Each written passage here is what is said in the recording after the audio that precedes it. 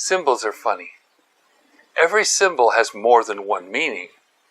Sometimes the meaning is obvious, but often a symbol gets picked up by a certain group and they give it a special hidden meaning.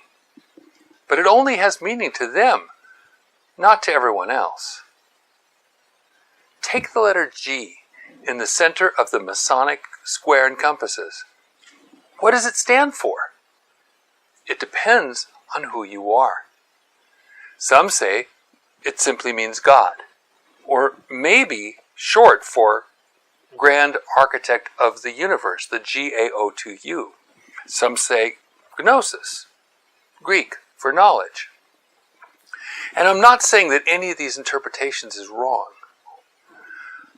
Another group has a special meaning for the G, and it's not in Masonry.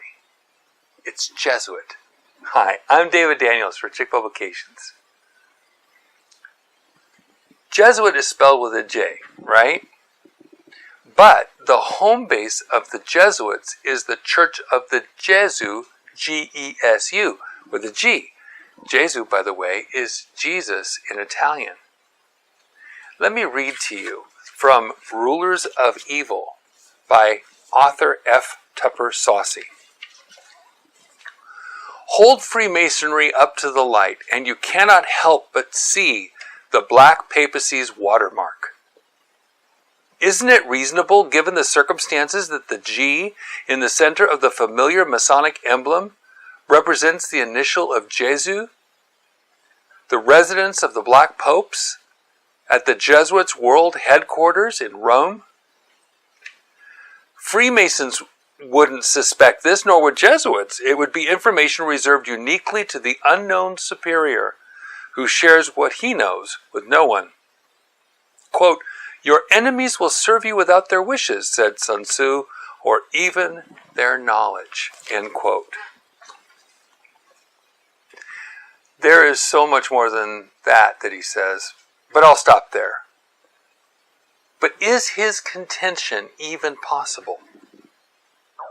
A 1997 article from the Esoteric Gnosis magazine tells how an influential Italian Freemason, Arturo Regini, 1878 to 1946, wrote in 1906, criticizing the Masonic leaders Giuseppe Mazzini and Albert Pike for failing to create, quote, a secret rite above all others, a sort of masonry within masonry, which would have unified the divided Masonic family, end quote.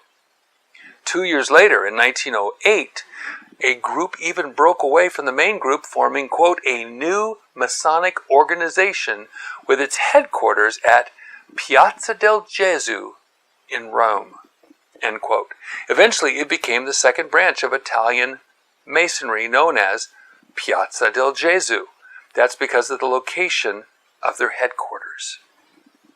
In 1921, Regini joined the Supreme Council of 33 of the AASR, Ancient Accepted Scottish Rite, in Piazza del Gesù at number 47.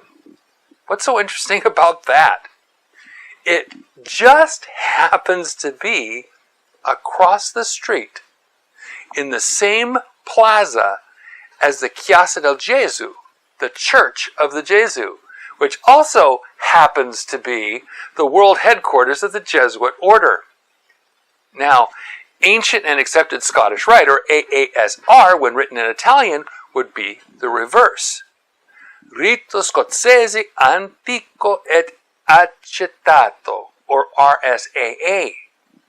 Well, guess what I found across the street from the Chiesa del Gesù, the Church of the Gesù? See the RSAA and see the double-headed eagle? That is a symbol for the 33rd degree that the RSAA uses as its symbol. And see above it? If you look carefully, it's faint, but you can see the 47. In fact, the RSAA online says it's still at 47 Chiesa del Gesù. How close are these two groups? I think the Jesuits were keeping close tabs on everything they did. what could have motivated Regini, with all places in Italy, to place it in front of the Jesuits? If nothing else, the Jesuits certainly could keep an eye on a group like the Masonic Supreme Council of 33. Of course, Jesuits don't just keep tabs on what's happening across the street. They keep tabs on what's happening across the world. In 1851, a former Dominican monk came out of the Catholic system with an amazing testimony. Giacinto Achilli was a visitor for the Dominicans. We would call him an investigator. He found problems between people and did what he could to fix them or smooth them out. He was at heart a peacemaker. That's probably why people had occasion to talk with him and even pour out their lives to him. So though he was a Dominican, he was more of a counselor and not an inquisitor like other Dominicans. In fact, he hated the Inquisition, though it was run by his own order. Giacinto had been educated in the college at Viterbo, Italy, about 40 miles northwest of Rome. His Greek and Roman literature teacher was special to him, and one day in Tivoli, only 16 miles east of Rome, they met again in September of 1833. Only this time, his teacher had become a Jesuit. Now, this Jesuit in our story had a tender spot in his heart for Giacinto. He took note of when Giacinto took his walks and started to walk with him. As they talked on their walks, the Jesuit began to take Giacinto into his confidence. Oh, there's so much he told him. But here are a few secrets he admitted about the Jesuits and the Church of the Jesuit. First, the Jesuits spoke of the Dominicans and their attempt to get information from victims in the Inquisition.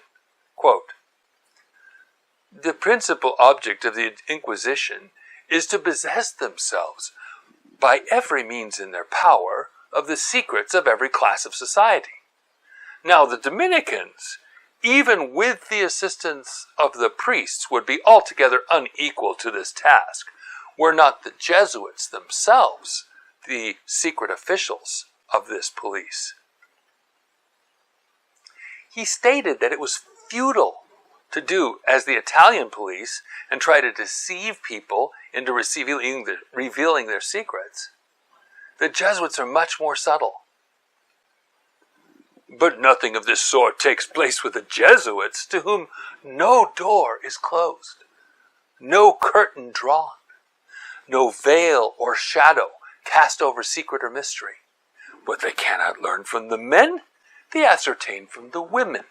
What the father will not disclose, the son will reveal. And what the master of the house may be desirous to hide, the servant may bring to light. The spy has need of frequent and lengthened research, whereas the Jesuit arrives at the fact at once. As has been before observed, the spy is deceived by false statements, which is not the case with a Jesuit. The confessional leads to many interesting discoveries, and where this is insufficient, much is learned even from the children in the schools. People who think they're doing good by confessing and answering questions to a priest are actually doing intelligence work for them. This information is compiled, and the means of acquiring this intelligence is the simple confessional booth. How much more when the person to whom one confesses is a highly skilled and trained Jesuit? But next we learn what happens at the Church of the Jesuit, the heart of the Jesuit order in Rome. You know the Church of the Jesuit. Every morning at break of day, as the doors are opened, 12 reverend fathers ascend the steps of the sacred edifice, dressed in their robes and surplices, and seat themselves in their chairs of confession. At that early hour, who are they who present themselves to give an account of their sins? Servants of both sexes, and all the old men and women who are stirring betimes in the morning. shopkeepers and work people. In short, all those who are better acquainted with other people's business than their own. So that in less than an hour, all the transactions and gossip of the city are related at these 12 confessionals, from whence, at the termination of the audience, they're taken home, as you may imagine, to be examined, discussed, and with due caution, registered as cases of conscience, etc.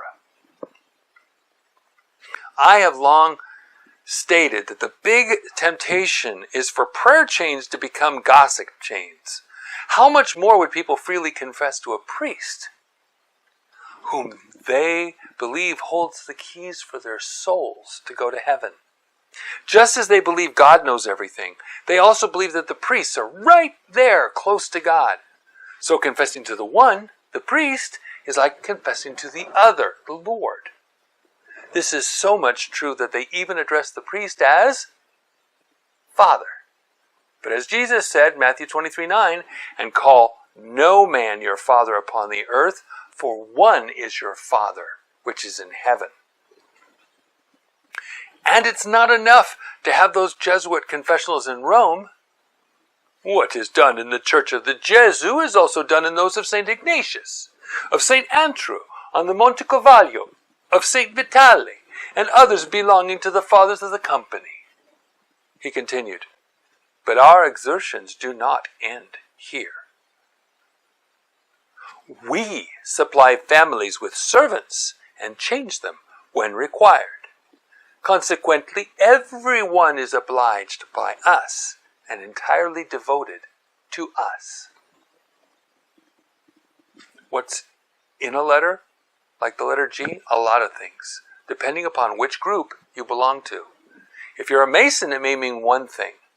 But if you're a Jesuit, it may refer to the Church of the Jesuit, the heart of the Jesuit order on Piazza Gesù in Rome. It would take a lot of chutzpah for a Freemason to put what he considered their Supreme Council of 33 across the street from the world headquarters of the Pope's private army. So is it possible that the Jesuits were secretly running at least some of the Masonic order? Sounds pretty likely to me. What do you think? The Jesuit is the heart of a lot of things, including intelligence. But their spies don't have to torture, like the Inquisition, or deceive, like some police and other agents. They get their information freely told them by means of private confessions. And information, knowledge, is power. Where do you suppose all that information goes?